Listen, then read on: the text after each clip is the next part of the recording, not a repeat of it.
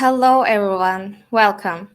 My name is Leyla Büyükderli and I am the Vice President of MBG Turkey National Social Media Platform.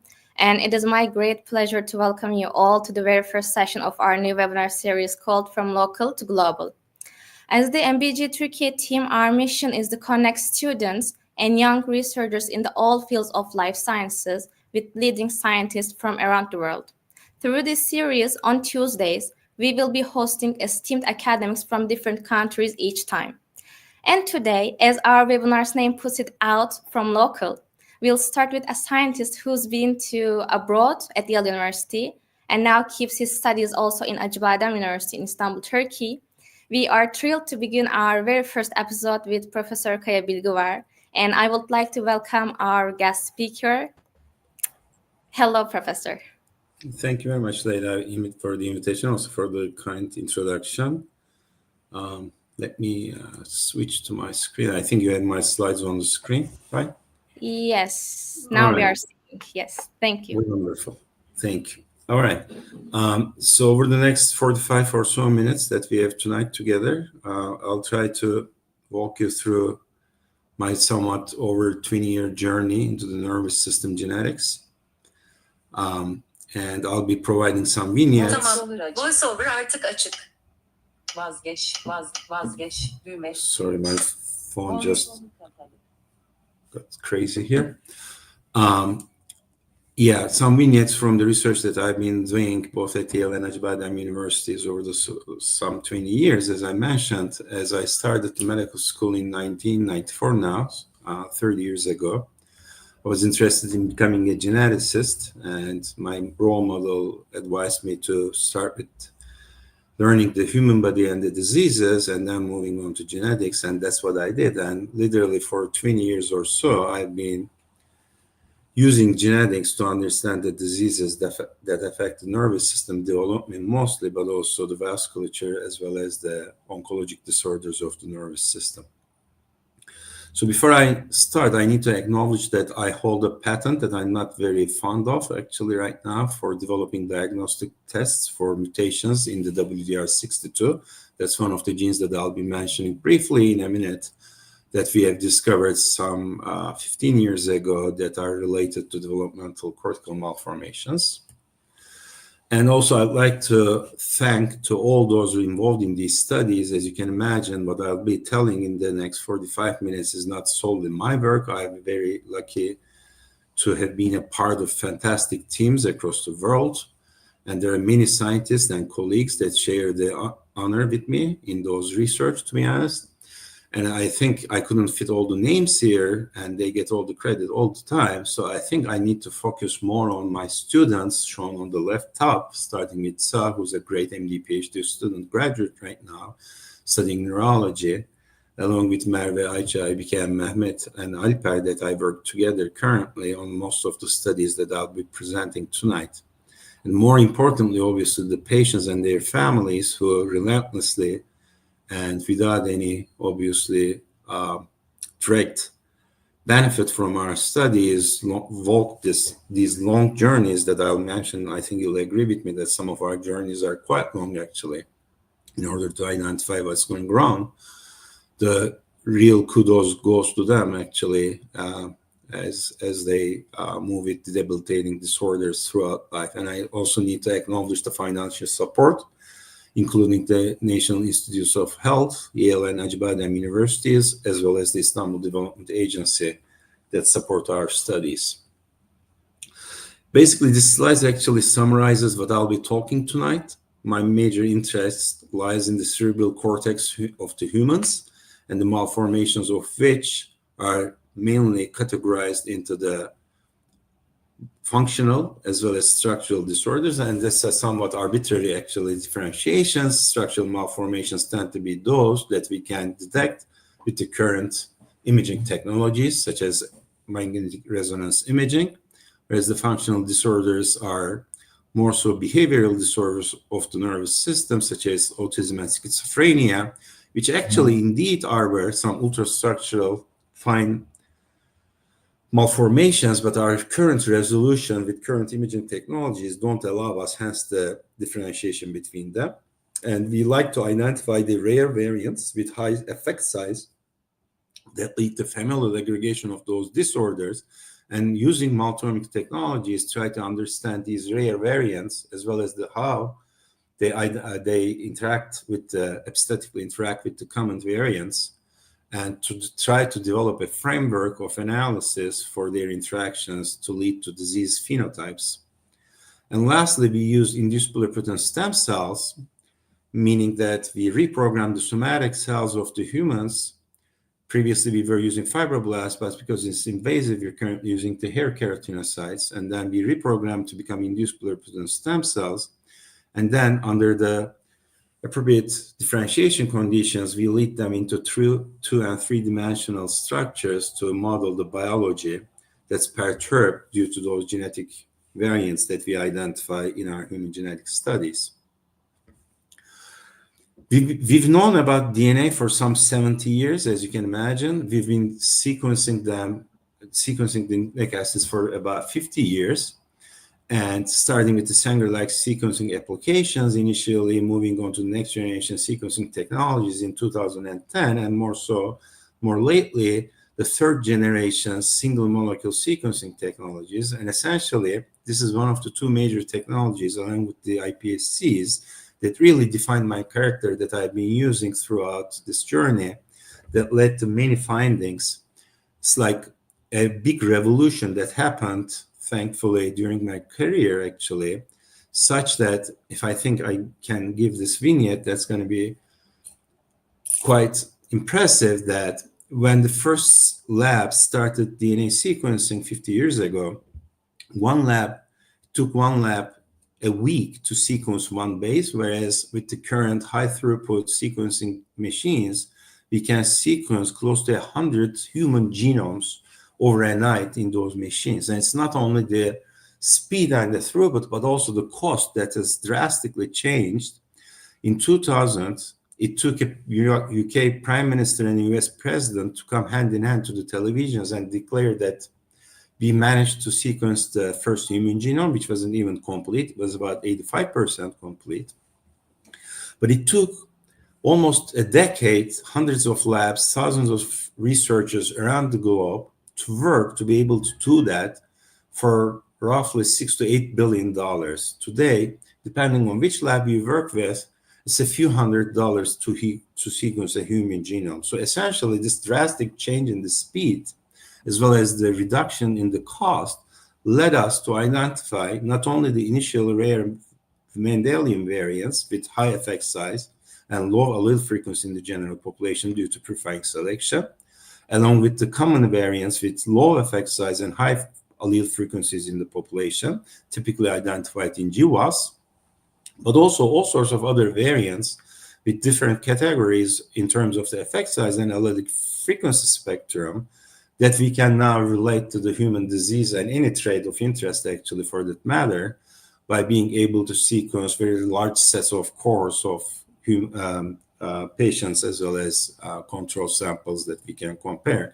And by going into different ethnicities, we now know that the allelic frequency spectrum of rare and common variants differ from ethnicities among ethnicities, which is very important in terms of really identifying the bona fide, disease-causing variants in the disease course that we are studying.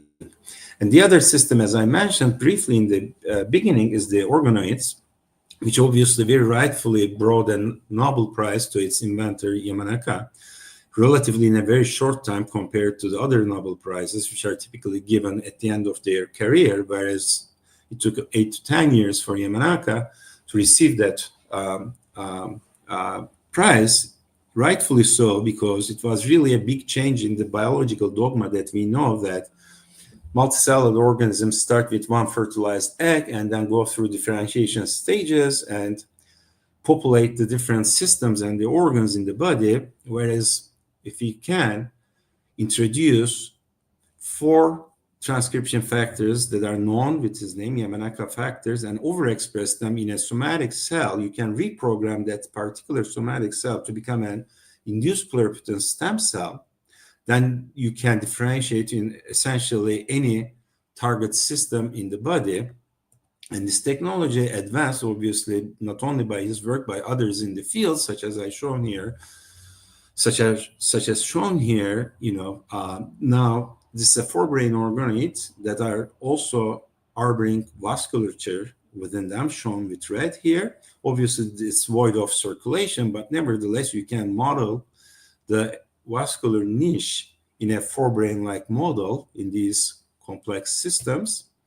Or, as shown here, you can separately grow a cortical and a thalamic organoid and then let them talk to each other through almost like a thalamocortical pathway in the dish, and generate a so-called assembloid, meaning multiple organoids assembling into one unique structure. Or you can develop forebrain organoids harboring early primitive eye-like structures to study the entire optic system. And lastly, but not least, these neurons in your systems, if I can start that, are pretty healthy, firing up neurons that you can study all sorts of not only molecular and biologic properties, but also the electrophysiological properties of those neurons. And to summarize, we now know that actually these three-dimensional derived neural structures recapitulate the temporal order of neurogenesis along with the cellular diversity and the functionality of the neurons, almost resembling the early trimester and a little bit in the second trimester development of a real human brain in the dish. And as a personal, I think, note that I need to say that you can do this completely without any animal products, no need for any animal products to be utilized in those systems. And that's not only an intellectual exercise here, but that also means that the product that you can generate can then be utilized not only to model the disease, but also to derive therapeutic and deliverable neurons back to the patient in case a cellular replacement strategy might be effective to treating or ameliorating the disease that you're working with. A couple more things to discuss is that when you're dealing with rare disorders, you need really numbers, because human statistics is a numbers game. The more the numbers and the data points you have, the more significant and robust results you will obtain. And to do so, you cannot operate in a void. And I'm very lucky to be a part of the Rare Disease and Orphan Drugs Application and Research Center of the Acıbadem University, which was initiated prior to my return to Turkey in 2017, led by Yasemin Alanay currently and previously by Uğur Özbek, which essentially brings together the so-called rare disease patients and the researchers together under one umbrella, operating along with a biobank structure at the Acıbadem University that's connected with the European biobank infrastructure and the network, so that we can recruit more patients of interest to our studies in collaboration with our colleagues. And the other thing that's important is that all these studies obviously need a lot of funding to go on. And I was also very lucky to be a part of the so-called Istanbul Undiagnosed and Rare Disease Platform, İstisna, which was also started at Acıbadem University to study the rare disorders and educate the general public, along with increasing the translational studies and the dissemination of this knowledge back to the society, as well as the peers and colleagues, through multiple events that occurred through the last 2.5 years for educating and increasing their awareness about rare disease studies.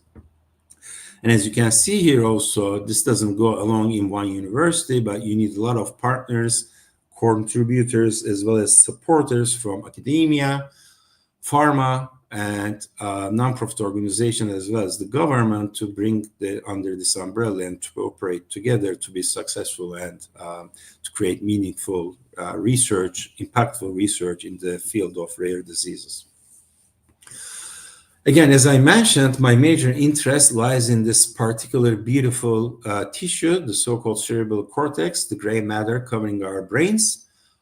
Shown on the left here, a normal folded brain cortex with gyri and sulci. The organizational development of this particular tissue is very complex, and it's a series of orchestrated events that take place over a large span of time that includes multiple cell types as well as molecules to come up with this very elegant and elaborate structure. And there are many things that can go wrong actually to a catastrophic brain malformation in this process, and we try to identify these particular determinants. And even with all these technologies we have, there are many obstacles on our course for identifying those genetic problems, including the locus and phenotype heterogeneity underlying those disorders, along with the impaired fitness and the small kindreds that harbor those disorders that lack the statistical significance from individual analysis. The diagnostic uncertainty, along with the ever-evolving classification of these disorders, also are problematic for grouping the disorders together to be able to study them together. And as I'll mention in a minute, there are epistatic interactions between the common and rare variants that harbor that affect the penetrance of the rare variants, and it's harder to model those type of reduced penetrant variants, along with imprinting that we can discuss, as well as with all the technologies we have. There are still regions of the genome or the type of the variants that are hard to identify with standard applications. And with all these problems, we're not nevertheless discouraged, and we continue our studies. And as you will see, I think you will agree with me that we have managed some breakthroughs in that field. One of those are related to the WDR62 mutations, and some 15 years ago we have identified these mutations in families and patients with multiple sorts of disorders. And back then, the traditional dogma in the neurodevelopment was that the brain development is organized, the cortex development is organized into three major phases. One of them, the first one being the proliferation of the neuroblasts, then migration of them to the outer layers, and then the cortical organization, the six-layered organization, once the migration stops. But we have shown that, as shown here, the mutations of one single gene, WDR62, can lead to all sorts of malformations, including microcephaly, lissencephaly, schizencephaly, and polymicrogyria, which are typically distributed previously separately known phases of brain development, namely the proliferation, migration, and organization. And this was back then a big news, and received a lot of actually recognition that a single gene mutations can lead to disorders in three different biological processes previously thought to be separate processes.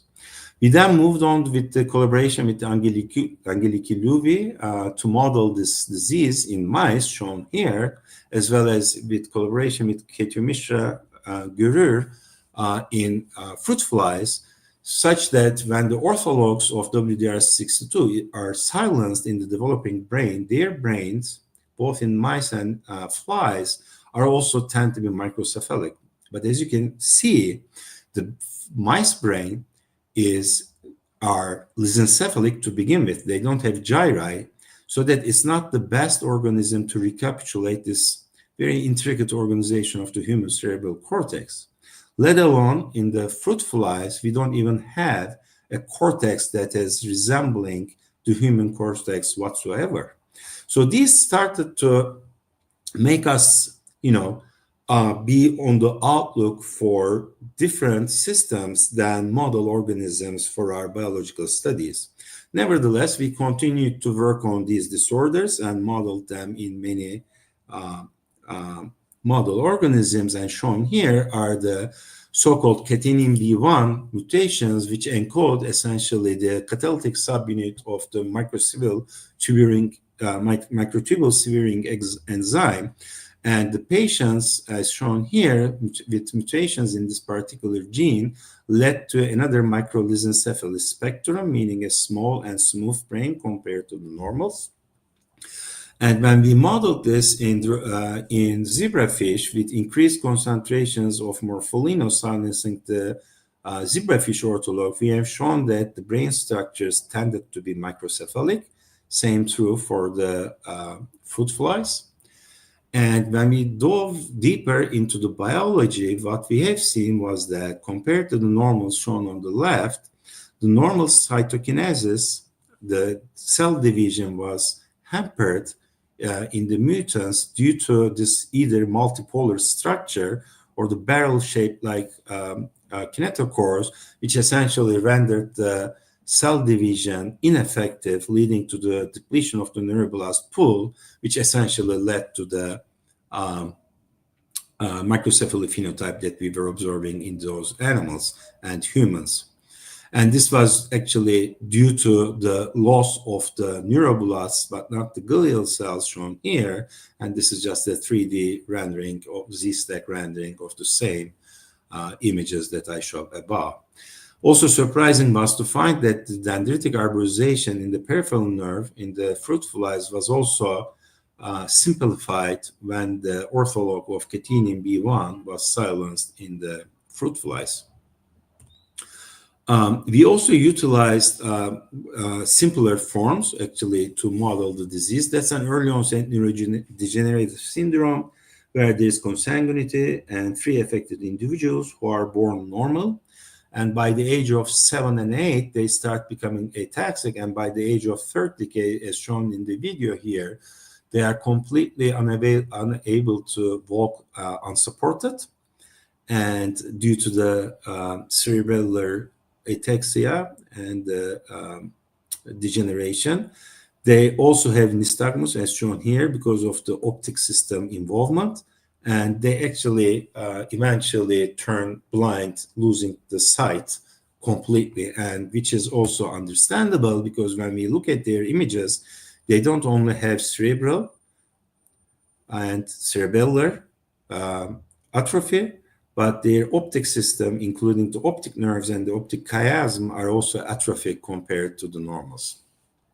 And when we did whole exome sequencing, we've identified a missense mutation in the 7th amino acid of this gene called UCHL1, and we didn't know what the hell that gene was because we are ignorant geneticists. But when we partnered with our magnificent biologist colleagues who are experts on neurodegenerative disorders, it turned out that UCHL1 actually encodes a neuron-specific deubiquitinating enzyme, and it's one of the most abundant proteins in the brain. And it made sense, obviously, if a deubiquitinating enzyme is rendered functionless, then you can argue that harmful proteins tend to aggregate in the brain, then that may lead to a neurodegenerative phenotype that we are observing in our patients. But this was a 7th amino acid missense mutation, and we didn't know how exactly that would affect the function of the protein. But when we modeled it in silico, and these are obviously very primitive modelings compared to today's technology, this is some 10 years ago now, but we were nevertheless identify the fact that the 7th amino acid is right at the threshold of this L8 loop, the catalytic threshold of this particular deubiquitinating enzyme. And the missense mutation here caused a hydrophobicity change, which essentially made us to hypothesize that this amino acid change should render the substrate binding very inefficient in that protein.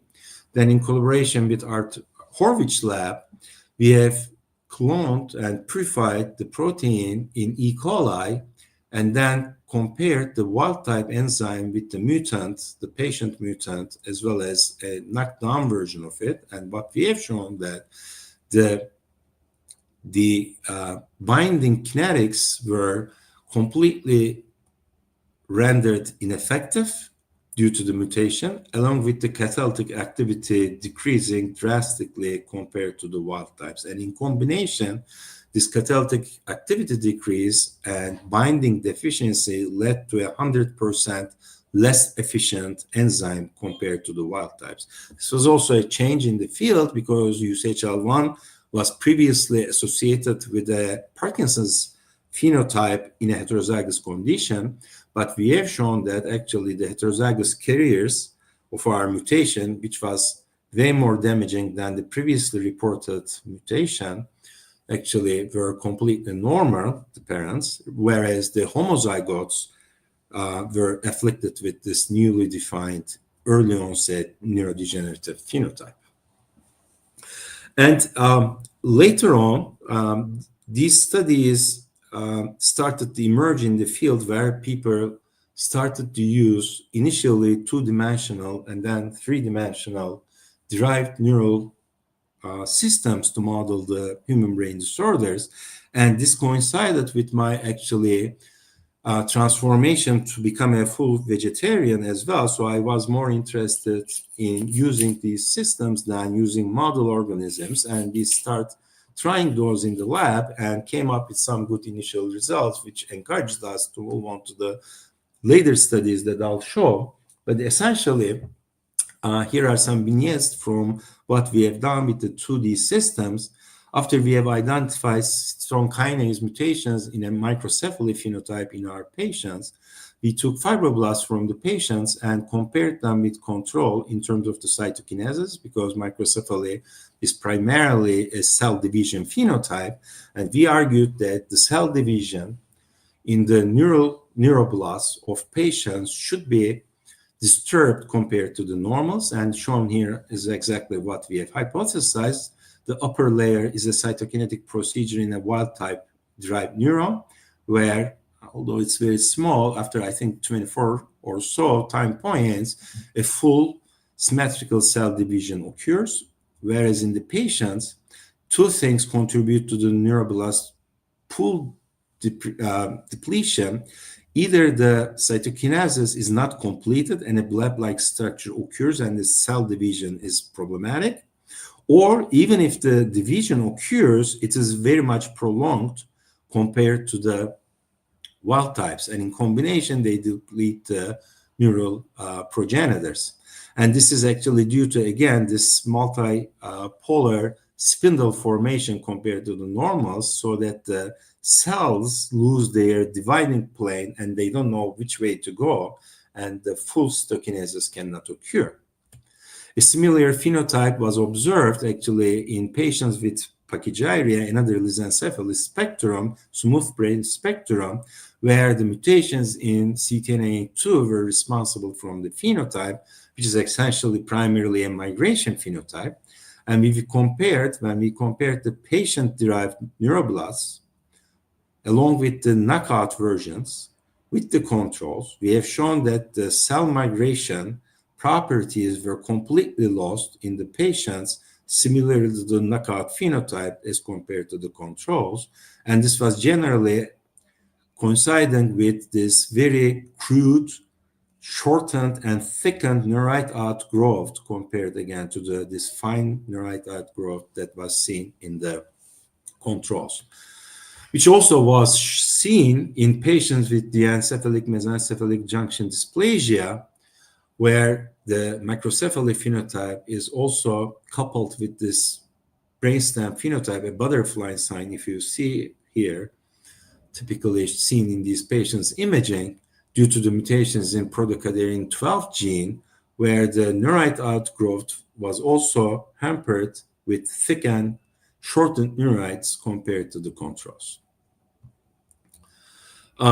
And then this is one of the vignettes that I like to really share, especially for young colleagues here listening to us, that, I think is one of the, most humbling actually journeys that I took in the field, which essentially took somewhat 17 years from the recruitment of the first family to the publishing of this study in Nature in January 1st of this year.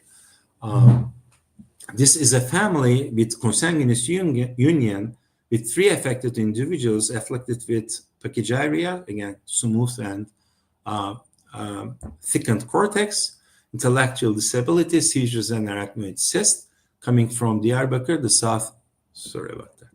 southeast part of Turkey. And back then, we had published this as a novel syndrome, a novel constellation of findings as a novel syndrome in 2007. Then with the technology available back then, we did a linkage analysis and showed that the disease-causing gene should be in the first 20 million base pairs of chromosome 11, PR, and we started Sanger sequencing of the genes in those regions and identified a stop mutation in a gene that we then coupled with a mouse model and spent many, many years to be able to either identify a second family or try to dissect a similar phenotype in the mice, which was a fruitless road. We didn't find anything. And then many years later, with the advances in the human genome builds, we decided, as we do with many families, to perform a reanalysis in this family. And those times, there was a new finding in the literature where other labs had shown mutations in KRAT in this thin lissencephaly variant of the lissencephalus spectrum, for the first time showing apoptosis rather than migration as the underlying phenotype leading to lissencephaly. And our reanalysis with the better human genome builds showed that a mutation that was previously annotated as synonymous turned out to be a stop codon, actually, that we had missed in our initial analysis in the 2007 and 8 and 9 efforts that we were doing on this family. But it was interesting that the newly annotated stop codon was in this gene called PIDD1, which showed an exact same expression distribution in the developing brain compared to KRAT. Not only that, but also PIDD1 was an upstream regulator of KRAT, which is also shown as RAT here, which is the other name of the same gene, in the so-called pitosome, where after a cell damage, essentially it was decided either through caspase 2 activation that the damaged cells should go under apoptosis, or through NEMO and NF-kappa beta activation, it should go under cell repair. So this was obviously a big finding. We thought we had spent many years in the wrong direction. This should have been our correct genetic reason of this phenotype. And rightfully so, we then moved on to identify two more families, actually, with the slides just start. Yeah, with mutation in the same gene with the same phenotype. That was very encouraging. And then Cha in the lab decided to use patient keratinocytes from hair follicles, as shown here, to model this disease by first culturing the keratinocytes in the dish, then reprogramming them to become induced pluripotent stem cells, moving on to then generating three-dimensional neural structures called the forebrain organoids. And the initial experiments showed that the patient organoids were significantly thicker, similar to the human phenotype as compared to the controls. Then he moved on to do more elegant studies to show that the patient organoids demonstrated reduced progenitors, apoptosis, as well as differentiation defects as compared to the controls. And all the panels shown here are going to be in the same order, where we will compare the patient with the control. Then we will perform a CRISPR-Cas9 rescue of the patient mutation in the patients to revert the phenotype that are observed in the patients. And these are the progenitors that are reduced compared to the controls. Then they come back if we correct the mutation in the patient organoids with genome editing. And the controls become patient-like once we introduce the patient mutation into the control organoids, as shown in the lower left panel. The same holds true for apoptosis, where the patient apoptosis is reduced compared to the controls. It becomes more normal when the mutation is corrected, and the normals become more like the patient when the mutation is introduced in a homozygous manner into their organoids. The same holds up for the neural differentiation, as shown here with the SATB2 and STIP2 staining, where the normal differentiation patterns are disturbed due to the mutation, which can be rescued with genome editing and then can be introduced into the controls through genome editing as well, which showed us that this disease phenotype was causally associated with the genetic defect we had identified, which could be rescued with genome editing as well as generated in the controls through, again, genome editing. Then this still didn't explain what was going wrong with these organoids in a pathway level. Thereby, we switched to both single-cell RNA sequencing as well as protein sequencing to show that the patient's cortical neurons, along with the radial glia, demonstrated a unique transcriptomic structure signature compared to the controls. And this was true for both deep and upper layer cortical neurons. And along with this pathway analysis at the transcriptomic level, when we have performed proteomics, we have identified a single most significant pathway of mTOR pathway that's showing differential regulation between the controls and the patients, which was in the hypoactivity direction in the patients. That was a strange finding for us. We couldn't have hypothesized about it. We knew that hyperactivation of mTOR was related with some overgrowth syndrome somatically as it relates to the cortex, but no one has ever thought about mTOR hypoactivity to be associated with decreased apoptosis leading to a lissencephaly phenotype in the humans.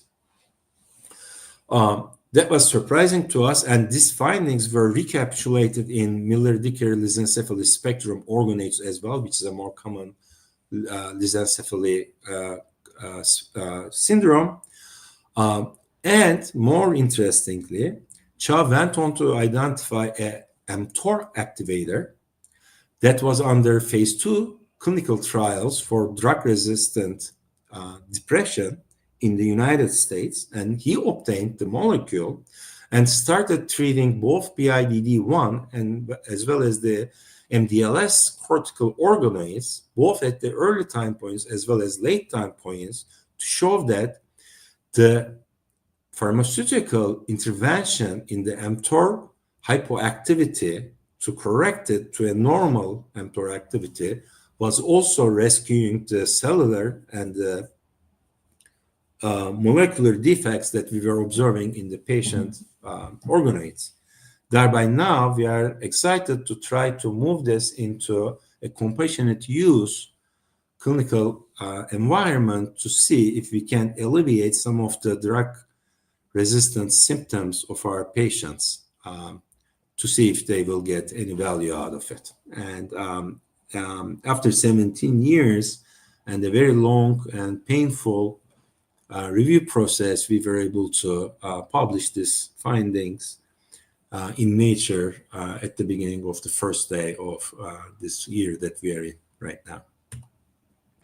We also used previously not recognized disease of cerebral palsy as a developmental disorder and identified genetic mutations in the neurodevelopmental genes that overlapped with both HSP, which is a known confounder of cerebral palsy in the clinical diagnosis, but also with all major developmental disorders such as intellectual disability, epilepsy, and autism spectrum disorders to share a common genetic determinant, which actually moves for the first time cerebral palsy from an environmental insult disorder to a genetically modified neurodevelopmental disorder.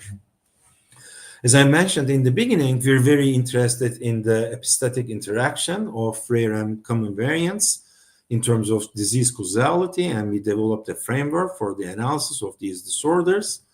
And using schizophrenia and migraine as model diseases, we are trying to develop a framework where the familial aggregation of the diseases, as shown with these pedigrees here for A, schizophrenia, and B, for migraine, where the familial aggregation is obvious, you still miss the common, the high effect size rare variant through linkage analysis, thanks to the epistatic interaction with hundreds of known common variants contributing to the penetrance of these rare variants that are leading to the familial aggregation of these phenotypes in these families. And we're trying to come up with a statistical, analytical framework for evaluating these disorders. And the other confounding factor in rare variant penetrance is imprinting, where a disease gene that's inherited in a family might be leakily silenced in one of the individuals, and then the mutation of that particular family should be within a region that is differentially methylated, and in this case is 3% of the genome, between the obligate carrier but leaky phenotype compared to the full-blown phenotype of early onset schizophrenia in this case, in this family. And hence, we are also layering the epigenetic determinants onto the rare variant analysis that we're performing in the lab to come up with a framework for analysis. But nevertheless, all these studies took years, in the case, some cases, decades, and there's, by 2020, the more than half of the variants that had been identified in disease studies are the so-called variant of unknown significance. And it needs a lot of synergism between human geneticists and model organism biologists to come up with, sorry for my mouse, that's jumpy, causing jump slides.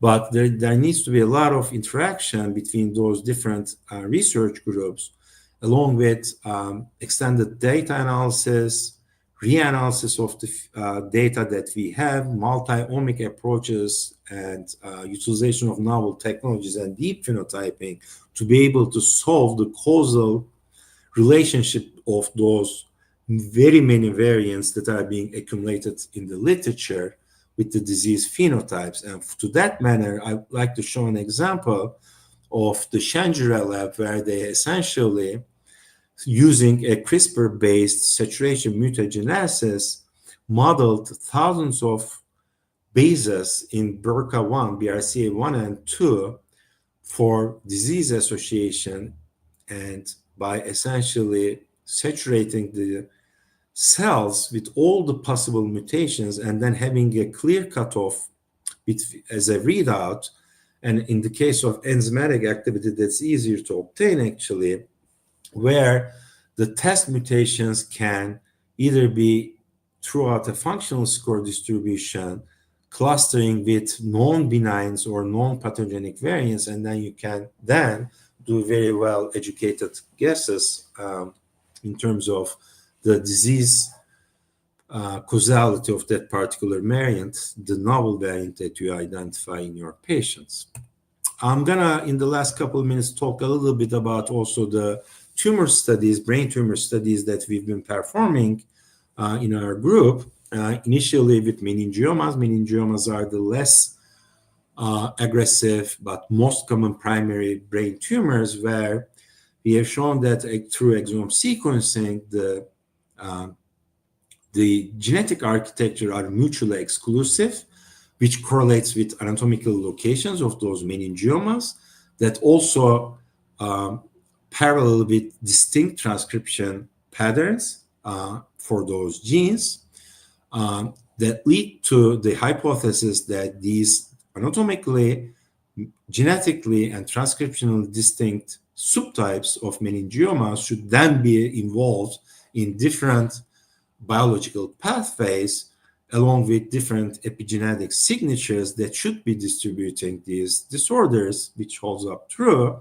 And more interestingly and surprisingly, actually, not only through their initial genetic mutations, but also through hijacking of distant enhancers, which are naturally being used in the development and then being silenced through epigenetic mechanisms, then can be hijacked in the meningioma formation to bring the distant enhancer to activate certain genes that drive the meningioma formation, independent of the previously identified mutations that were associated with meningiomas. These type of categorizations hold up both in our hands in other groups, also true for the gliomas, which are the thankfully a lot more rarer but most aggressive forms of the brain tumors. Their genetic architecture also mutually exclusive, with different drivers being seen mostly in different subsets, which correlate with different transcriptomic as well as epigenetic episignatures that differentiate those tumors.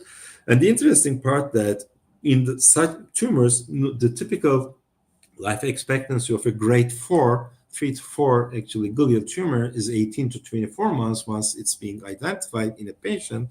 But some patients tend to live way longer than the expected 24 months, which is correlated with the hypermutated phenotype actually, where you can actually sample the same patient multiple times throughout their disease progression, and in this case it's 3 times actually relapses.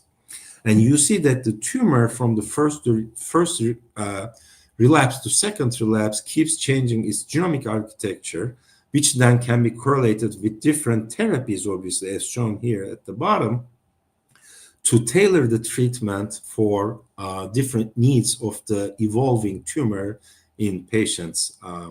And a more personalized patient treatment then can be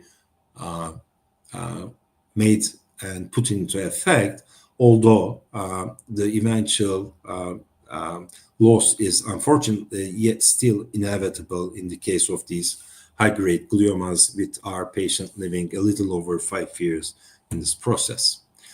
Lastly, we're also using the cell-free DNA profiling for early detection of brain tumors along with minimal residual disease monitoring in our patients, along with tumoroid generation from the original patients in the dish using a native tumor microenvironment model as shown at the bottom here, where not only the tumor spheroids are grown, but also the microenvironment cells, including the immune cells, are also grown in the culture for those patients to try different treatment modalities on the patient tumor that's being grown on the dish, along with the cell-free DNA profiling of the same patients to essentially come up with a complete personalized treatment model for brain tumor patients that we are trying to employ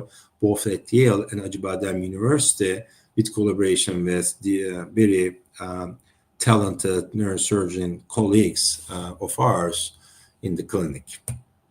All right, as a conclusion, I hope I was able to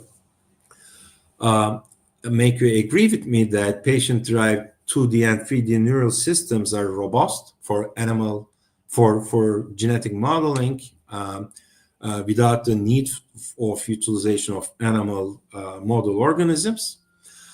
We need higher throughput applications to characterize all of these variants of unknown significance that accumulated in the literature, because single gene and variant approach is quite cumbersome and time consuming. We need to develop better analytical frameworks to incorporate both epigenetic as well as common variant interaction with the rare variants that we are identifying in our patients of rare disorders with familial aggregation. And lastly, multiomic profiling of patient tumors along with patient tumor-derived culture models can lead to better personalized treatments for diseases like brain tumors that are in need of higher accuracy and fidelity treatments in the field. With that, I would like to thank for your attention and like to answer any questions you might have if we have any time, depending on our moderator. Hello, Professor. Again, thank you so much for your presentation. It was quite interesting, actually. We have some couple of questions for you I would like to ask. The first one, is there any recovery mechanism or genes for these diseases? Did you think some protein overexpression can recover the mutant feature?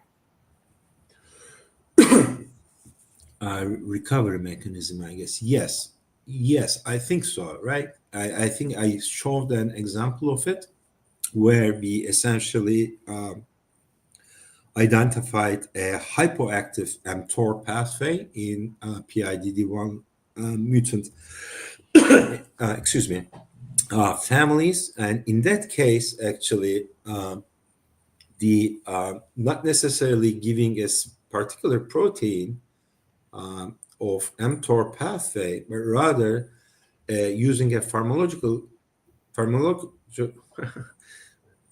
a little late, I guess, pharmacological agent that was essentially an mTOR hypoactivator led to an overall increase in the mTOR pathway that essentially rescued the phenotype, at least at the organoid level. That was one example, I guess, and we can think of many others where, in most cases, especially in the rare disorder realm, where most of our mutations are actually loss of function mutations, and if you can find that, then you can argue that if you can find a way of increasing the missing protein concentration and effect in the target tissues on the correct time, then you should be able to hope to be able to at least recover the lost function. But again, it's very important because a malformed brain is hard to tackle with, right?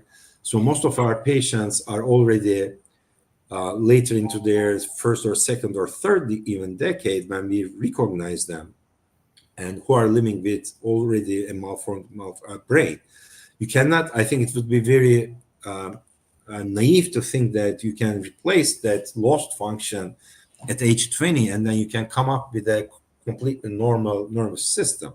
But at least we can try by replacing the lost protein function to see if we can alleviate some of the catastrophic symptoms that they are living. And actually, that's what we are trying to hopefully design right now with the compassionate use paradigm for some of our patients for this particular mTOR hyper activator. Okay, thank you. And the next question is, can environmental situations affect the neurodegenerative mutation? For instance, geography, race, or weather, etc. I'm not sure about weather, but obviously there certainly can neurotoxins in your environmental exposure paradigm that can lead to neurodegenerative phenotypes. Nevertheless, what we try to study is purely genetic, and we try to control for that environmental factors prior to our studies so that we can identify a genetic determinant. And I guess cerebral palsy was a good example of it. Cerebral palsy is typically known as a perinatal asphyxiating event, insult, meaning that during birth, the baby goes under an asphyxiating period, and it leads to a spastic phenotype, the cerebral palsy. Nevertheless, at least in some, and it's about, I think, somewhere around a third to 2/5 of cerebral palsy cases are now being recognized as neurodevelopmental genetic disorders. And our study was amongst the first actually to show that the genetic causation for cerebral palsy. Okay. Next question is, how does the nervous system age, and can this process be slowed down? Yeah, I think the nervous system is not immune to any of the aging paradigms that any other cells of a multicellular system goes under. And with the oxygen radicals, hypoxic stress, ER stress, and toxic metabolite accumulation, toxic protein accumulation, and all that, I think, contribute to the so-called nervous system aging, along with those that I cannot readily remember and count right now. And there's a lot of work going on out there to revert or slow down or revert this aging process. Yet I'm not an expert on that particular domain, to be honest. Okay. Another question. As you know, reprogramming for induced pluripotent stem cells is a low percentage. Did you use any specific methods to grow induced pluripotent stem cells, and was it difficult? Well, yeah, I wouldn't say it's difficult. It is a lot of work, but yeah, I think it's not difficult, but you need to work very hard on it. And yeah, it's a low percentage of reprogramming, but it's still robust. And as I mentioned briefly, we used to use fibroblasts, and now we're using keratinocytes from hair follicles, which are a lot more fragile than the fibroblasts to start with, to culture, to grow. So even before reprogramming, we put ourselves into harder paradigms, not to, perform invasive procedures on our patient. And also we don't use feeder systems. We work on feeder-free systems, not to use animal cells and animal products. And all that add to the efficiency, but nevertheless, you can get robust reprogramming in most cases. Having said that, not all cells or group of patients that we try work. We need to repeat the experiments many times. It is painstaking. It takes a lot of time and effort and concentration, but it works. So it shouldn't really, labeling it as difficult and shouldn't divert you from seeking these modalities, because I think it is the best system that you can use because it's isogenic. Essentially, you're taking the cells of the patient and reprogramming them, so therefore you're controlling for all the other genetic variation because it's isogenic to the most extent, the epigenetic factors and all that. So I think it's the best and most robust system out there to model any disease, and also philosophically very justifiable. It's from the patient, for the patient. So I think it shouldn't make you, it shouldn't scare your eyes. If I would say, you should go after it. Mm-hmm. And now for special to you and our first episode, I will take one or two Turkish questions as well. I would like to thank our international listeners. Evet.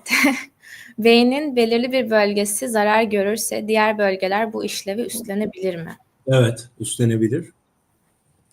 Ki bu plastisite özellikle genç yaşlarda çok daha yüksek.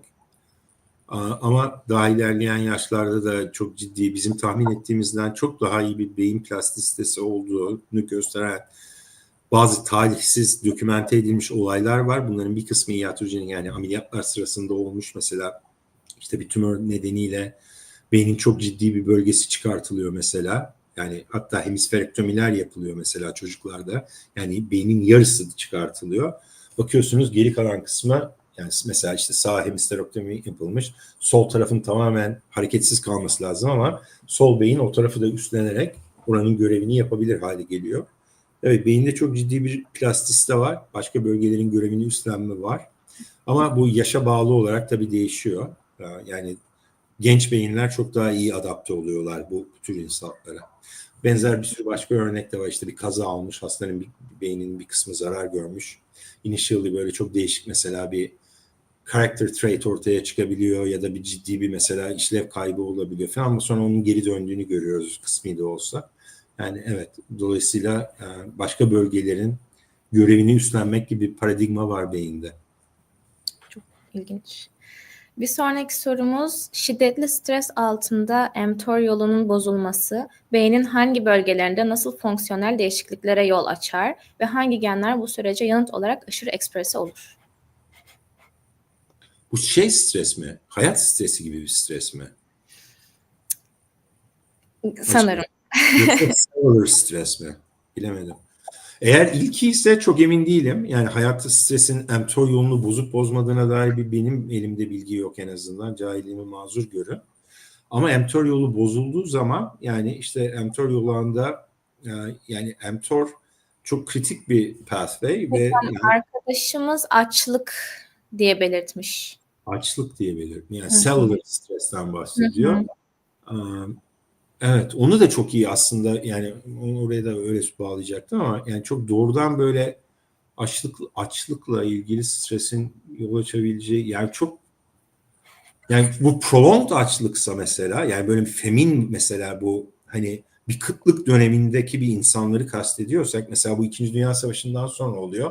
Dutch famine diye bilinen şey işte Almanya böyle Hollanda'da bir bölgenin galiba bildiğim kadarıyla supply route yani işte takviye yollarının hepsini kesince çok ciddi bir açlık meydana geliyor ve bu çok prolonged oluyor ve burada mesela aslında epigenetik bazı değişiklikleri sperm üzerinden yeni nesillere de aktarıldığı görülüyor ve yeni nesillerde birçok metabolik hastalığın ortaya çıkışı o ebeveyne yani kendileri o femine maruz kalmasa bile yani alt jenerasyonlara epigenetik olarak aktarılan bir etki olduğunu biliyoruz. Yani böyle bir şey var.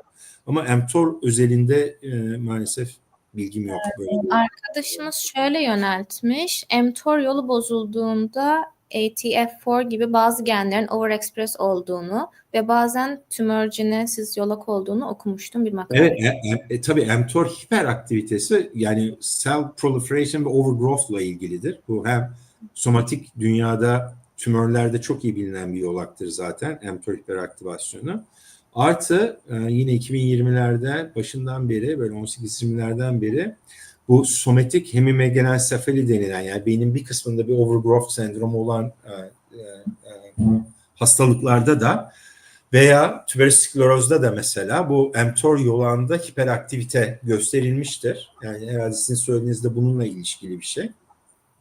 Bu bilinen bir şey. Zaten biz de bu yüzden mesela hani ondan bahsettim biraz. Biz hastaların beyni bozulduktan sonra bunu düzeltmeye kalkmak zaten öyle çok biraz naif olabilir ama en azından bazı ilaca dirençli semptomlarına belki iyi gelebilir yetişkinlerde. O zaman diyebilirsiniz ki mesela peki bunu o zaman mesela işte bu yolaktaki mutasyonlardan birine sahip ve lizansefali olması beklenen bir bebeğe o zaman gelişme zamanında verebilir miyiz mesela o ilacı? O yüzden hani engelleyebilir miyiz? Aslında teorik olarak doğru ama eğer yani gelişen bir fetüse mTOR aktivitörü vereceğim dersen adamı keserler yani.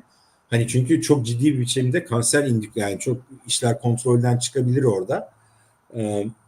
Dolayısıyla öyle bir şey yapamıyoruz. Yani öyle bir clinical trial dizayn edemiyoruz. Çünkü yani development zamanında mTOR'un musluklarını açarsan hani lizansafiliği engelleyebiliriz bu mutasyondan dolayı ama başka neleri allak bullak ederiz onu öngöremiyoruz şu anda. O yüzden de evet yani sizin söylediğiniz şey yani tümörojenezi indükleme açısından mTOR hiperaktivasyonu bilinen güçlü bir yolak doğru söylüyorsunuz. Teşekkürler hocam. Dinleyicilerimizden gelen sorular bu kadardı. Ben de son olarak bir soru sormak istiyorum. Özellikle bu seriye başlamamızın amacı olan sizin Yale Üniversitesi'ne Amerika'ya gitme hikayenizden çok minik nasıl bu yola adım attığınızı duymak isterim.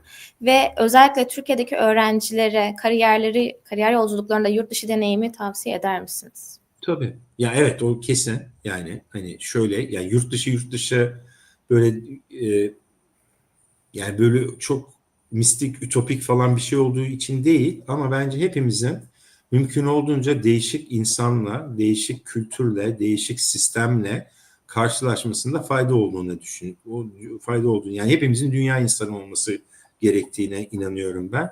Yani özellikle de bilim insanları olarak yani bu sınırların zaten çok anlamlı olduğunu da düşünmüyorum. Yani dünyanın her tarafında herkesle çalışmaya aşina olmak lazım. Yani o kültürü en azından geliştirmek için.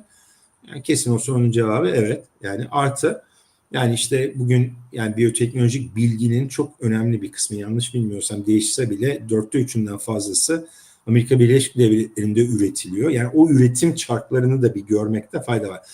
Kesin adapte olmak ve de o yani işte ben de Türkiye'ye döndüm. Hayatımın daha çok bir kısmını burada geçiriyorum oradaki işimden çok.